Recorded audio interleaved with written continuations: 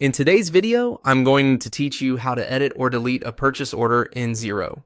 We'll walk through where to find your purchase orders, how to open the right one, and how to safely remove it if you no longer need it. I'll also share a few practical tips so you avoid deleting the wrong record. Before we begin, make sure you're signed in with a Xero user role that can manage purchase orders, since you'll need the right permissions to make changes. Start by heading to the Purchases area, depending on your layout. This might be visible in your main navigation or within the business menu. Once you're in Purchases, open the Purchase Order section. This is where all your purchase orders live, including drafts, awaiting approval, and approved orders. To narrow things down, switch to the Approved view. Filtering to Approved makes it easier to find orders that are active and ready for action, and it reduces the chance of changing a draft by mistake. If you have a long list, you can also use the search and sort tools by supplier, date, or reference to quickly locate the exact order you're working with.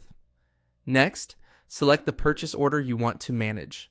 Take a moment to review the supplier, delivery address, dates, line items, quantities, unit prices, and any notes. This is a good checkpoint to confirm you've opened the correct record, especially if you have similar order numbers or recurring purchases. When you're ready to take action, look for the three-dot menu, sometimes labeled as More Options.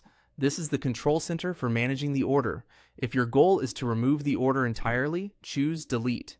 Xero will prompt you with a confirmation message, which is your final safeguard. Read it carefully, then click Delete again to confirm. Once deleted, the purchase order is removed from your list. Keep in mind that purchase orders are non-posting in Xero. But if an order has been converted into a bill or is otherwise linked, you may not be able to delete it until those links are addressed.